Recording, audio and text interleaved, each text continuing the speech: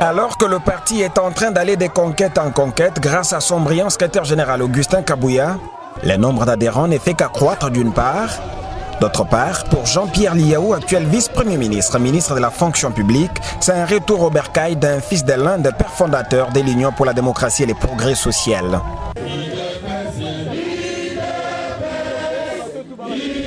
C'est dimanche 28 mai, c'est sa cellule de base, Coin au sein de la Fédération des Lukunga, qui a eu le mérite de prendre acte de sa réintégration.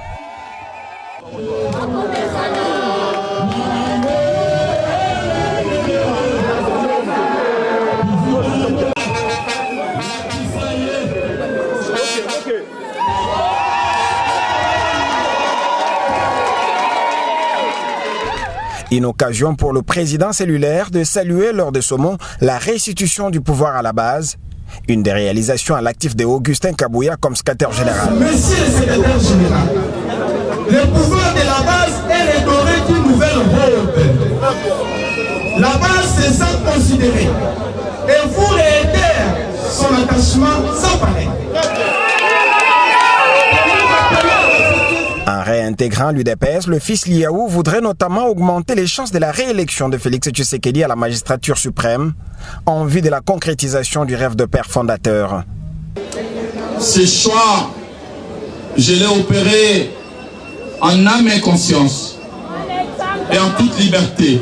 Aujourd'hui, c'est un fils UDPS qui est à la tête du pays. C'est sur ses épaules que repose l'avenir de la nation.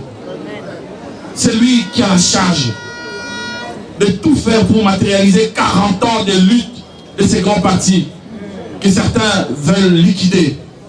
Nous disons qu'avec l'aide de Dieu et du peuple, le travail annoncé par Fachi va se poursuivre demain, après les élections. Non seulement il aura son deuxième mandat, Amen. Mais cette fois-ci, ça sera avec une majorité parlementaire qui sera acquise par l'UDPS.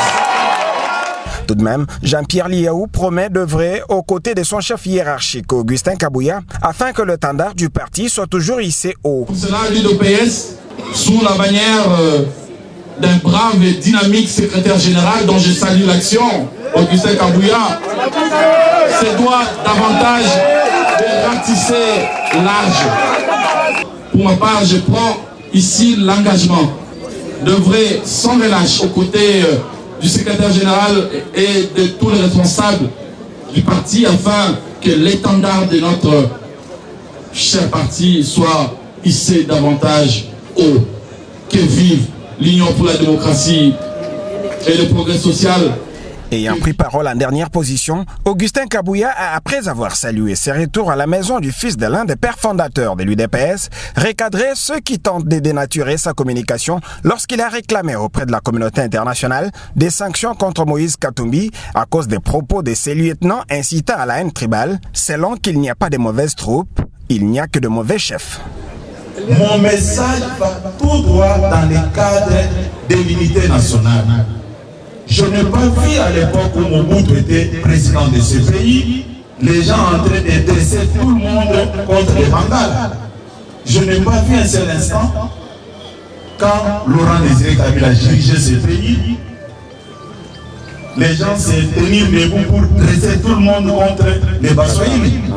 Mais en vérité de quoi, aujourd'hui, un député national, un honorable, Daniel Saf, un député provincial, Mike Nkeba, ils peuvent développer ce discours pour dresser toutes les tribus contre une seule tribu. Au lieu de condamner ça, ils viennent encore pour justifier.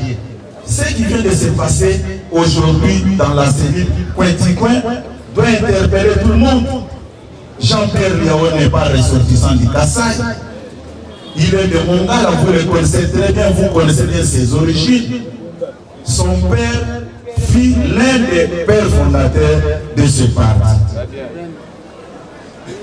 On doit arrêter, ça ne va plus nous avancer. Le destin de l'homme, c'est Dieu seul. C'est Dieu qui a voulu qu'en cette période, qu'il y ait un Félix Tshisekedi, originaire du Kassai, pour diriger la République.